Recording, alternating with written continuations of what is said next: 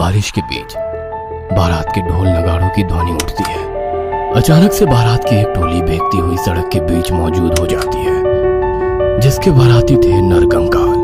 वो नाचते गाते जा रहे थे अपनी ही धुन में मगन। उनके शरीर जगह जगह से नीचे और कटे हुए थे, जिस कारण शरीर की हड्डियां और मांस साफ साफ दिख रहे थे। उनमें से कुछ नरकंकाल दूल्हे के आसपास नाच रहे थे, जो उनमें से ही एक था उनके जैसा दिखने वाला।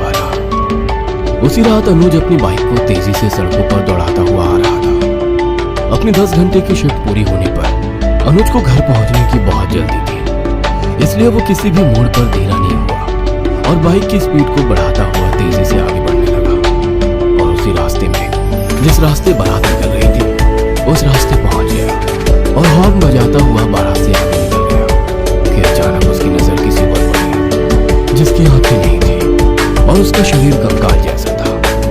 अनुज ने यह देखकर अचानक ब्रेक मार दिए और तुरंत पीछे पलटकर देखा तो पीछे ना कोई बाराती थी, ना ही कोई अजीब सा दिखने वाला शख्स।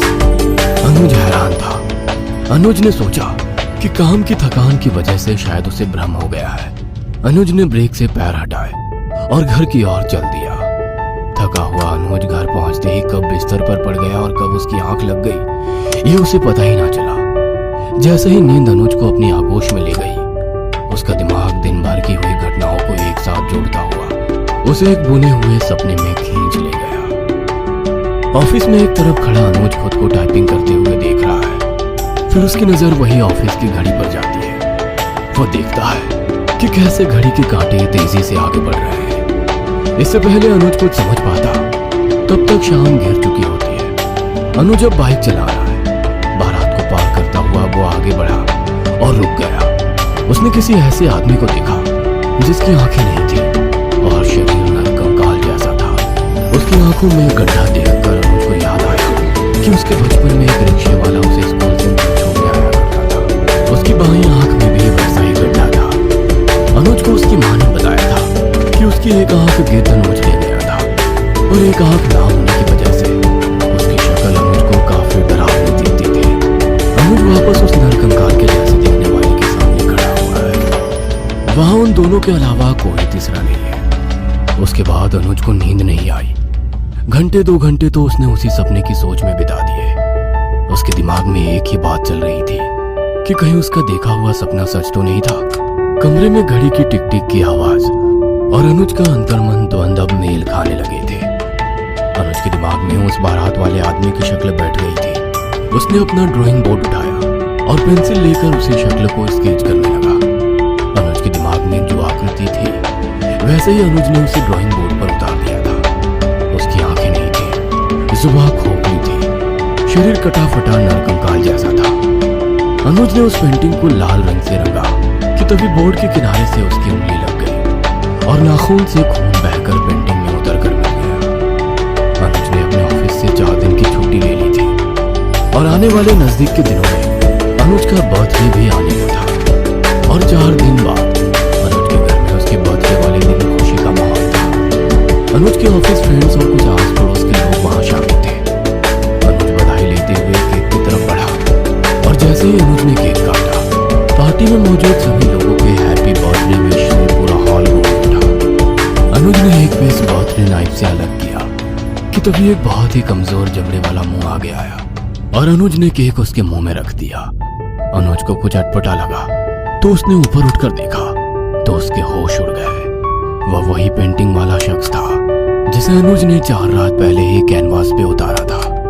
हुबहू बिल्कुल वही।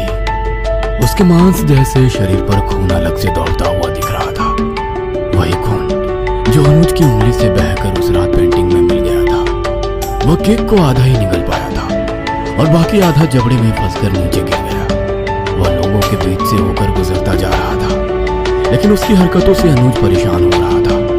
अनुज देख रहा था कि उसकी आंखें नहीं है, पर फिर भी ऐसा लग रहा था जैसे वो सिर्फ अनुज को ही देखे जा रहा था। उसे देखकर अनुज इतना अनकंफर्टेबल हो गया कि वो उस आकृति को अवॉइड करता हुआ बाथरूम की ओर चला गया। बाथरूम में घुसते ही अनुज ने दरवाजा अंदर से बंद किया और जोर की सांस अंदर खींची और फिर झटके से बाहर छोड़ी। वो हड़बड़ाया हुआ था। अनुज वॉश बेसिन की तरफ बढ़ा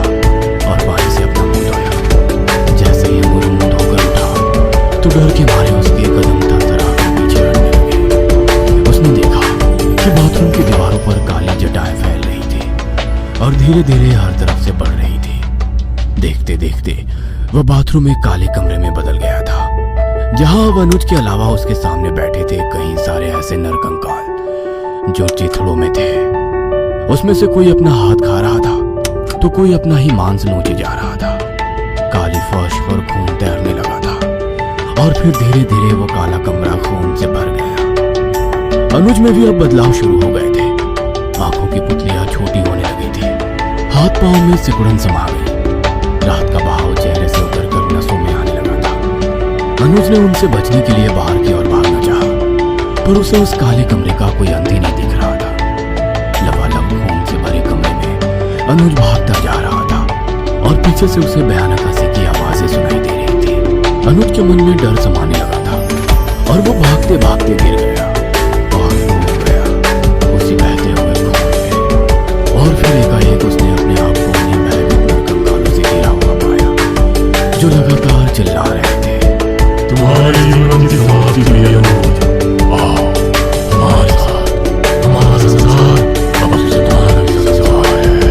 आओ अनुज, हमारे साथ चलो इस शरीर को छोड़कर। एक साथ गूंजती वो आवाजें इतनी भयानक थी कि अनुज के कान उन आवाजों को बर्दाश्त ना कर सके और वो वहीं बेहोश हो गया। आधी रात का वक्त जोर की बारिश से कमरे की खिड़की खुली और तेज हवा का बहाव बारिश की बूंदों के साथ अंदर आया। अनुज के चेहरे पे हल्की नमी हुई तो गहरी नींद से उसकी आंख खुली। वह कमरे में अकेला था।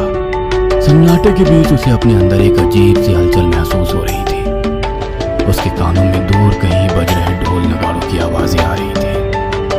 अनुज रात भर उन आवाजों को महसूस करता हुआ किसी तरह से सो गया, पर उसे ऐसा लग रहा था जैसे हर पल उस पे कोई नजर रख रहा हो।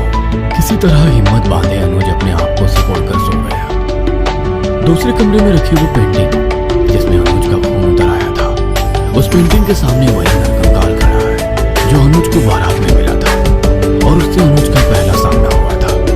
उस नरकंकाल ने अपना एक हाथ उठाया जो पूरी तरह से फटा हुआ था और उसे पेंटिंग के ऊपर रख दिया।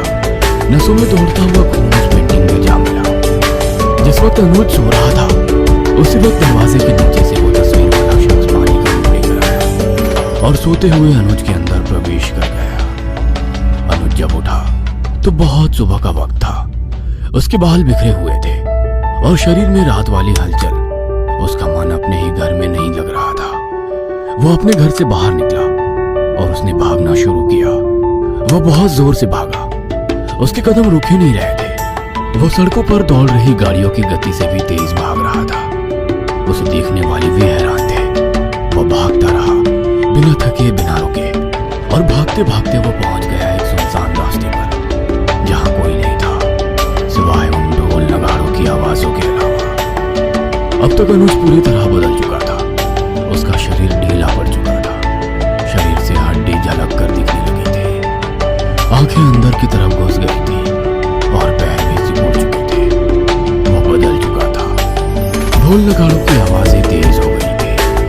सामने से चली आ रही थी नरकंकालों की वही बारात जो अनुज के पास आकर रुकी और वही नरकंकाल जो अनुज को सबसे पहली बार मिला था बारात से निकलकर उसके सामने आ गया और इशारे से बारात में शामिल होने का निमंत्रण दिया। अनुज के होठों पर मुस्कान उभरती है और वो भी नरकंकालों की टोली में शामिल हो जाता है। नरकंकाल बना हुआ अनुज अब अपने इंसानी जीवन की समाप्ति पर आ चुका था और दूसरी दुनिया का आरंभ हो गया था।